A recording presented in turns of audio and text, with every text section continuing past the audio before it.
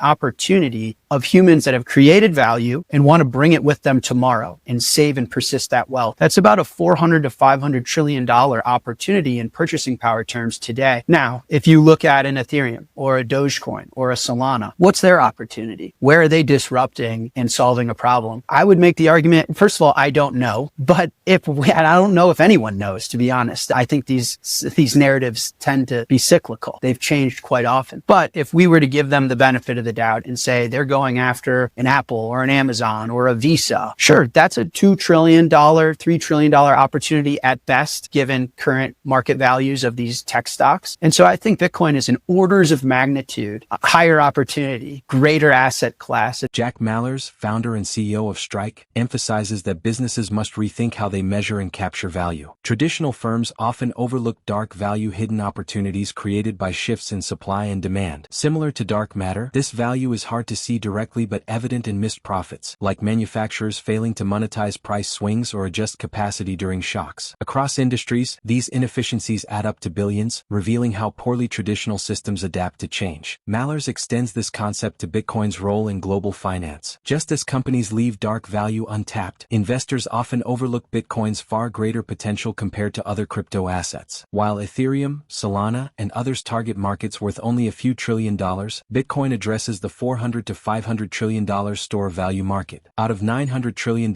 in global assets, nearly half exists simply to preserve purchasing power. Mallers argues that Bitcoin is uniquely positioned to fulfill this function, acting as the most secure vehicle for saving and sustaining wealth in an era of monetary debasement. Unlike speculative altcoins dependent on shifting narratives, Bitcoin stands as a neutral, incorruptible reserve asset, capable of serving individuals, corporations, and even nations. It offers the foundation for recapitalizing the global financial system, an asset unmatched and unrivaled. If you found value in this breakdown, be sure to like, subscribe, and share it with fellow investors who want to stay ahead of the curve. Your support helps us continue delivering clear analysis and highlighting voices with real insight into today's markets. Thanks for watching and stay tuned for more updates. I think it's actually unfortunate that Bitcoin gets compared to an asset like an Ethereum or a Dogecoin or Solana. I think that they're considered in the same basket of class because these projects were inspired by what Satoshi created. But I think fundamentally as investable assets, they couldn't be more different. My logic here is,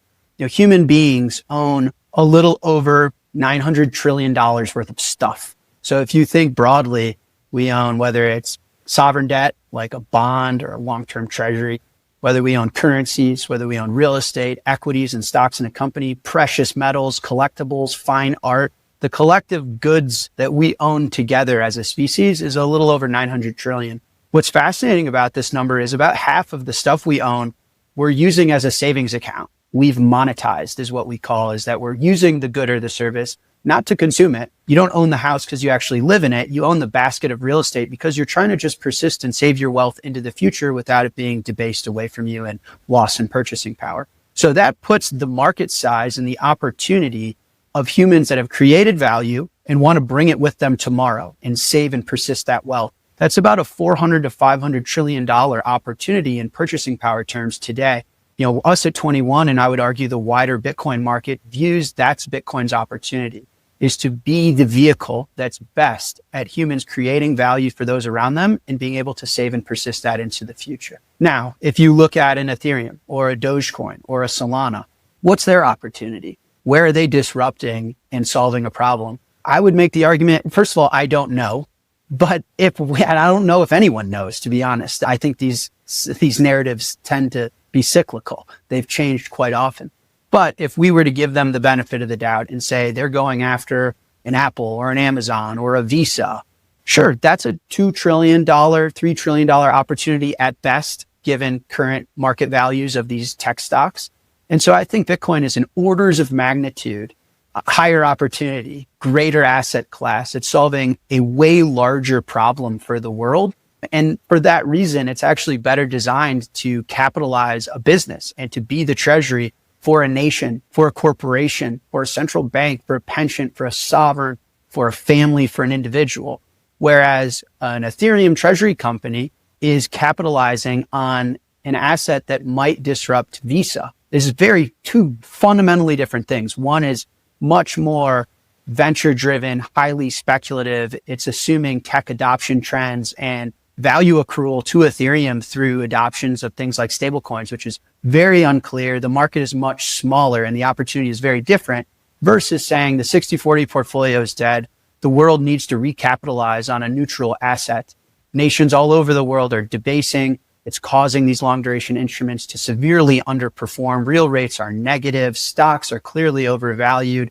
And everyone from China to Russia to the United States to El Salvador to businesses in the capital markets and to individuals all over the world are looking to capitalize themselves in a way that allows them to persist wealth into the future. Those are very different. So sorry for the rant, but I actually don't think of them similar. I think at 21, we will never own and capitalize ourselves on an asset other than Bitcoin because no asset compares. I think it's highly speculative. It's very unclear. It's not necessarily proven.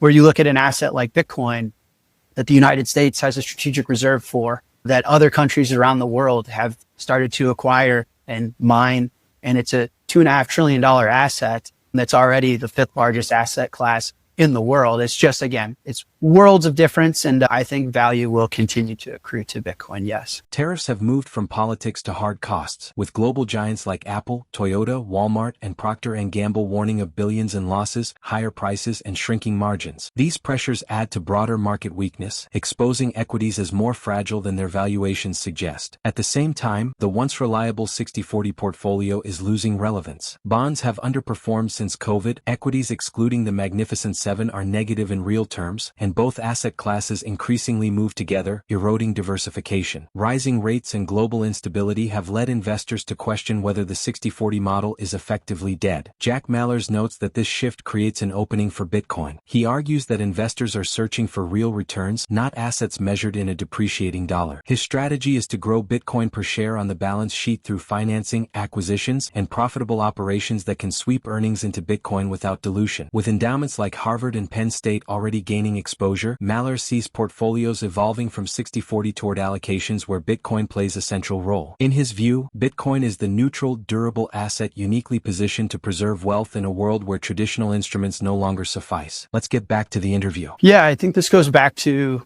one of our many missions of making sure that we're the best or one of the best ways to participate in Bitcoin in the capital markets. That is our mission and dedication and our commitment to our shareholders, is that we're not here to necessarily win at the old system. We're here to build a new one. And that goes down to our KPIs. So the traditional KPI for a company like us is EPS, earnings per share. We find that metric not very useful. It's outdated. It's legacy. It's analog. And the reason is that everything is performant in dollar terms. So your earnings are probably up in dollar terms because your iPhone is up in dollar terms, because your Starbucks coffee is up in dollar terms, because your rent is up in dollar terms. It's a fancy way of just showcasing the dollar is down because monetary debasement and currency debasement has to happen at the nation state level, and the dollar is just losing purchasing power over time. So we thought to ourselves, what's the best way for us to communicate to the market that we think in Bitcoin terms, and that Bitcoin to us is the new hurdle rate. And we want to measure our business and our success and communicate to our shareholders that we can be performant in a Bitcoin per share basis, because that's a unit of measurement that can't be printed. And it's actually the best performant unit of measurement. And if you can't be performant in Bitcoin, then what's the point of owning a share? You might as well just buy Bitcoin. And so that was the design of the KPIs, is to show the wider market, the capital markets, existing shareholders and future shareholders, that we're not taking the lazy route and measuring ourselves in dollars, because as I mentioned, everything's performant in dollars. You can buy a stack of coffee beans and be up year over year and post returns in dollars, but it's harder in Bitcoin. And we're planning to hopefully pioneer the way the capital markets measure businesses in a measuring stick that's a little bit more fair and honest to the investor. Yeah, well, to be honest, one of the reasons I founded the business with Tether is the opportunity that we see in the capital markets specifically. I think the capital markets are going through, and just the wider investment base, portfolio managers, endowments, pensions, sovereigns, they're going through a very drastic change, which is the 60-40 portfolio for the first time is being highly questioned or is considered dead. And this is that idea of weighting your portfolio with equities and bonds or long duration instrument. And the reason for that is, bonds have been poorly performing over the last 5 years since COVID. And stocks, if you take out the Magnificent Seven, actually are negative in real terms. And so I think you're seeing these equities are artificially inflated. I think that the equities are going to come down in value and in multiple as tariffs continue to hurt them. seeing Apple, Ford, Procter and Gamble. These companies are taking multi-billion-dollar annual hits because of tariffs. It's going to eat into their margins. It's going to eat into their multiples.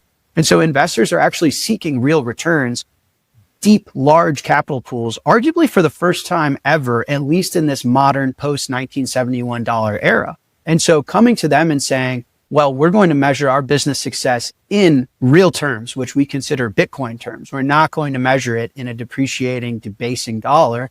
And we're going to make sure that we make our decisions predicated on having more Bitcoin on our balance sheet than issued shares in an accretive fashion. And we're going to achieve that through smart financing and capital raising and acquisition of Bitcoin, and also building products. One of the greatest ways to grow your Bitcoin per share is having cash flow, because there's no dilution in operating a business line that's producing net profit for the world.